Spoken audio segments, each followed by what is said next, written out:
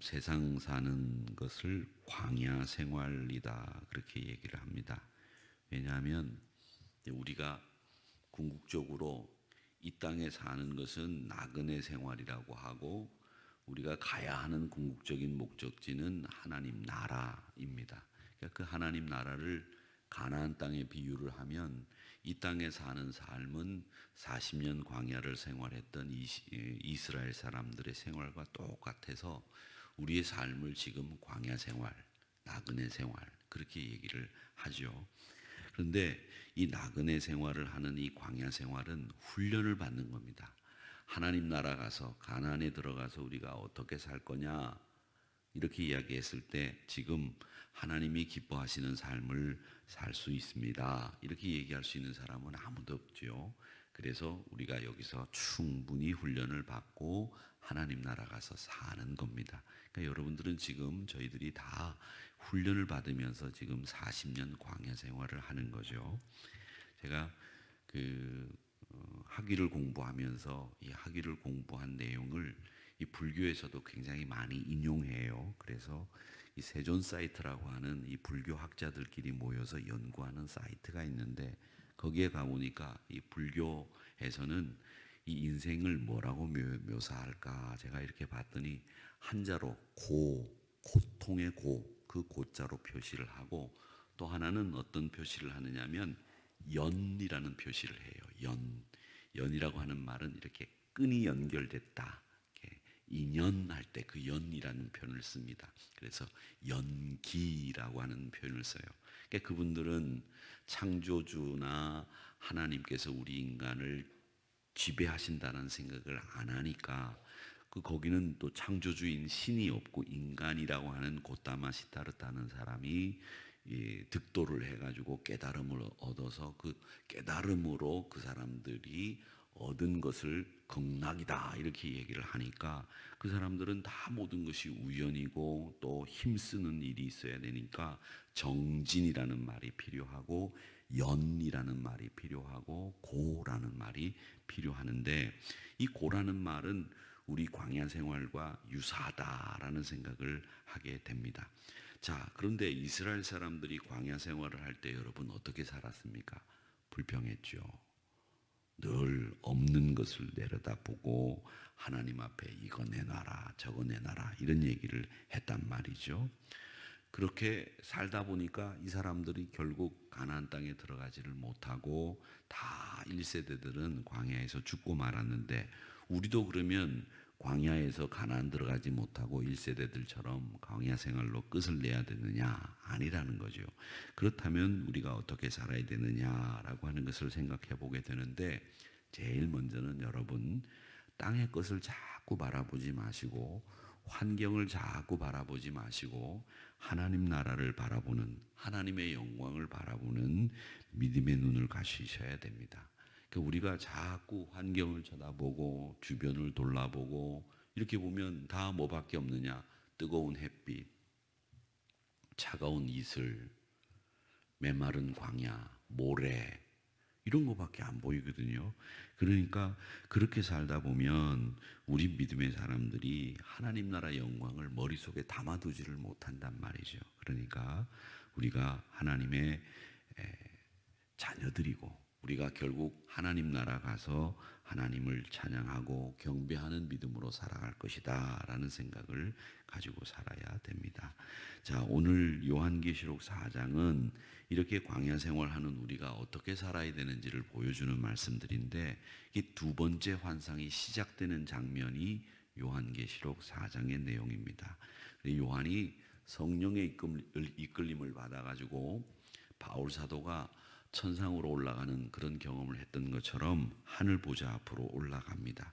그래서 4장 1절에 보니까 하늘에 열린 문이 있는데 이리로 올라오라. 그래서 내가 너에게 보여줄 것이다. 그래서 이끌림을 받아서 하늘 보좌로 올라간다는 얘기를 하고 있습니다. 그래서 거기에 보좌에 앉으신 이를 중심으로 무슨 일이 일어나고 있는지를 봤는데 거기에 보니까 밤낮 쉬지 않고 천상에서 예배를 드리고 있는 것을 보게 됐다라는 겁니다. 자, 그 다음에 6절에 보니까 어떤 말씀이 있느냐 하면 이런 말씀이 있습니다. 이런 말씀이 있어요. 그 보좌에 네 생물이 있는데 앞뒤에 눈들이 가득하더라, 이렇게 되어 있습니다. 이 요한계시록은 묵시문학이라고 그래서 아포칼립스라고 그렇게 얘기하는데, 이 묵시문학은 특징이 뭐냐면 어떤 것을 비유하는 이야기들이 많이 나옵니다. 그 중에 하나가 뭐냐면 네 생물이라고 나오는데, 이게 네 짐승을 얘기하기도 하는데, 이게 뭘 얘기하냐면 당시 요한이 이 요한계시록을 쓸 당시에 세계에서 열강들을 이야기하는 거예요. 그 나라가 어디냐? 로마, 그리스, 바벨론, 페르시아, 이 네 나라를 네 생물로 묘사를 했다, 이렇게 보시면 됩니다.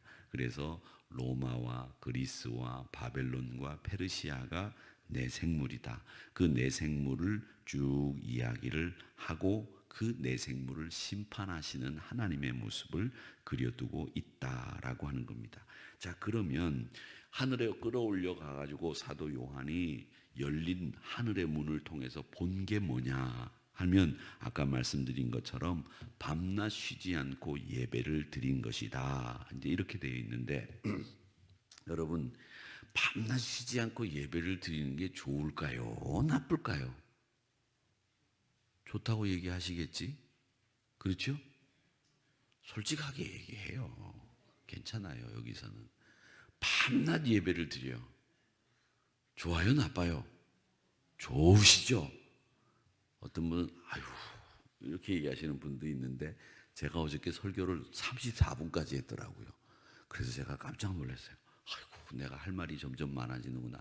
큰일 났다. 오늘은 설교 20분 안에 끝내자, 이렇게 다짐을 하고 올라왔는데 어저께 설교를 34분까지 했어. 세상에. 그러니까 긴 설교를 하는데 이게 밤낮 쉬지 않고 설교를 듣고 찬양하고 기도하고, 좋겠어요? 나쁘겠어요? 좋아요. 그래도 참 지조 있으시네. 텔레비전도 못 보는데 괜찮아요? 아, 네. 아이고, 우리 새벽기도 나오시는 신자들은 참 좋으신 분들이야. 근데 여러분, 제가 생각할 때 밤낮 쉬지 않고 예배를 드린다는 건 이런 예배가 아니에요. 우리가 누가 설교를 하고 이런 예배가 아니라 감동이 돼서, 감격이 돼서, 저는 마치 그럴 것 같아요. 그 2002년도에 우리나라 축구가 4강에 올라갔을 때 왜 시청 앞에 모여가지고 막 사람들이 즐거워하고 감격하고 막 대한민국을 연호하던 그런 모습이, 축구가 잘해서 그렇게 연호하는 게 아니라 하나님의 은혜에 감격해서 온 백성들이 막 하나님을 막 연호하고 박수치고 감격하고 막 좋아가지고 어깨동무하고 뛰면서 말이죠. 마치 즐거운 축제잔치에 온 것 같은, 그게 천상의 예배일 거다라는 생각이 드는 거예요. 이렇게 답답하고 지루하고 무조건 들어야 되고 말이지 막 이런 게 아니라는 거죠. 막 감격해서, 그게 하나님 나라에서 우리가 맡게 될 밤낮 쉬지 않고 드리는 예배의 진짜 모습이 아니겠는가. 그 예배를 드리는 모습을 보고 또 하나 본 게 뭐냐면 하나님의 영광을 본 거예요. 하나님이 얼마나 영광에 쌓여서 계시느냐. 야, 그러면 여러분, 하나님의 영광을 봤다라는 말인데, 그 하나님의 영광이 왜 하나님의 영광이 우리 눈에 보여졌을까요? 하나님의 영광이 왜 보여져요? 막 휘황찬 면류관을 쓰시고 하나님이 큰 지팡이를 들고 계시고 막 역사하시는 그런 모습들은 아니겠죠. 그렇죠? 분명히. 그런데 하나님의 영광이 보였다는 건 뭘까? 하나님은 우리 앞에 뽐내시려고 영광스러운 모습을 보이시는 걸까요? 아니죠. 하나님의 영광을 우리가 봤는데, 그 하나님의 영광은요, 여러분 잘 아셔야 돼요. 우리가 왜 하나님의 영광을 봐야 되고, 우리가 왜 하나님의 영광을 드려야 되느냐, 영광을 하나님 앞에 드려야 되느냐, 하나님의 영광이 우리에게 필요한 이유가 있어요.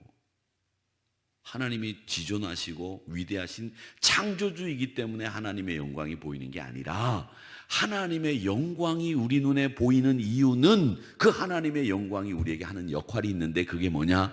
우리를 위로하시기 위함입니다. 그걸 아셔야 돼요. 하나님의 그 놀라운 영광을 통해서 우리의 아버지 되시고 우리의 창조주 되시는 하나님의 그 영광은 우리를 위로하시기 위함이지 하나님이 자기를 뽐내기 위해서 영광을 드러내는 게 아니다라는 겁니다. 저분이 우리 아버지야. 저분이 우리의 창조주이시야. 그렇게 얘기하면서 우리는 그 하나님의 영광을 통해서 위로받는 거예요.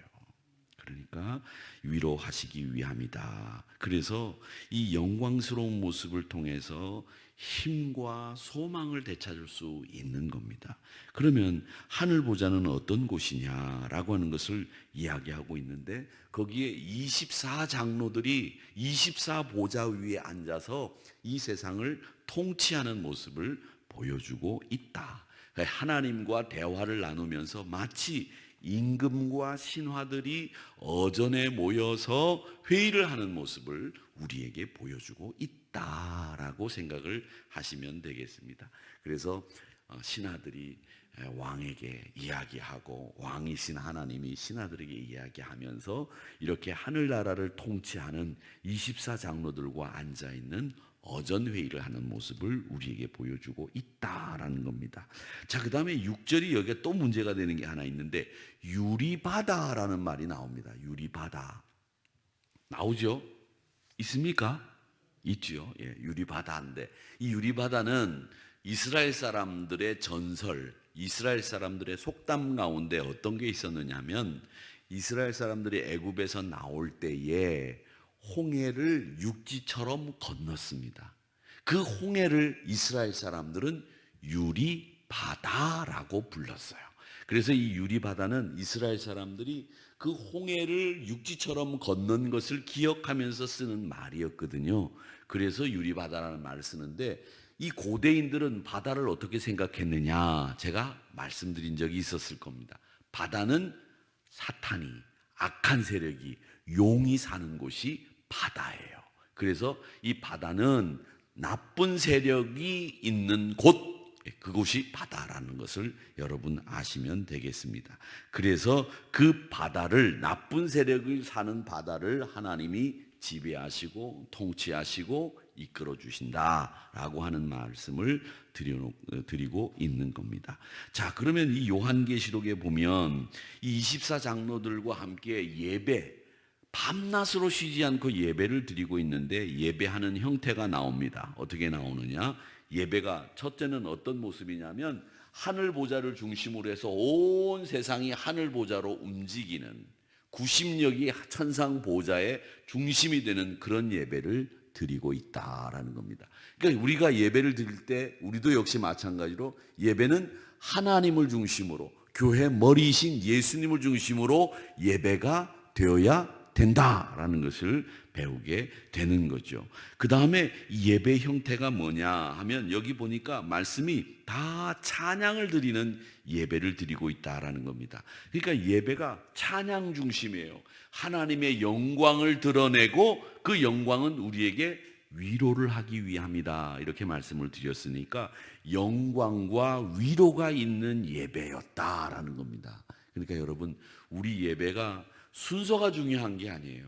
예배의 내용은 뭐냐? 하나님의 영광을 드러내어 우리에게 위로와 하나님의 기쁨이 있는 시간이 이 예배다라는 것을 알 수 있습니다. 자, 그 다음에 예배는 어떤 것이냐면 정치적입니다. 정치적이라고 하는 말은 뭐냐면 이 예배는 하나님 앞에 정치적이란 말이 뭐 정치를 한다는 얘기가 아니라 24장로들이 자기 면류관과 자기의 모든 것을 하나님 앞에 내려놓는다라는 것입니다. 그러니까 예배는 말이죠. 여러분 우리가 가지고 있는 걸 이 시간에 다 내려놓는 거예요. 우리 세상의 지위, 우리가 가지고 있는 거, 우리의 생각, 우리의 신념, 우리의 가치 예배 시간에 오면 그걸 드러내는 시간이 아니에요. 자기 생각을 드러내는 게 아니에요. 여기는 하나님 앞에 모든 걸 다 내려놓는 시간이에요. 내 생각도 내려놓고 내 신념도 내려놓고 말씀 중심으로 하나님의 영광을 드러내는 시간, 그게 예배라는 겁니다. 여러분, 그게 예배 시간에 내 생각을 드러내시면 안 돼요. 명예도 권위도 자기 기득권도 다 포기하는 시간, 그 시간이 예배의 시간이다라고 하는 겁니다. 그래서 예배를 드리는 모습을 어떻게 그려놓고 있느냐면 10절 말씀에 보면 어떻게 엎드려 경배하고 자기 관을 보좌 앞에 드리며, 이게 포기하는 모습이라는 거예요. 이게 예배의 본래 모습이다. 엎드립니다.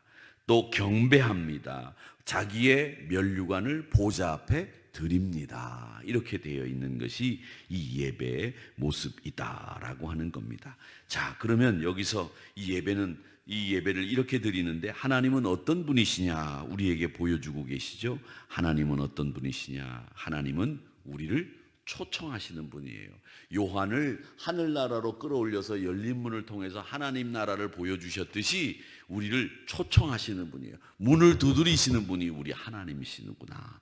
내가 하나님을 찾아가는 게 아니라 하나님이 우리를 찾아오시고 예수님이 문을 두드리시는구나 라는 것을 알 수 있습니다. 자, 그 다음에 우리 하나님은 어떤 분이시냐라고 하는 것을 우리가 봐야 되는데, 우리 하나님은 불꽃 같은 눈동자로 우리를 감찰하시는 분이다라는 것을 알 수 있습니다. 그 하나님 앞에 항상 겸손하게 엎드리고 경배하고 내 면류관을 하나님 보좌 앞에 드릴 수 있는 저와 여러분이 되시기를 주님의 이름으로 축원합니다.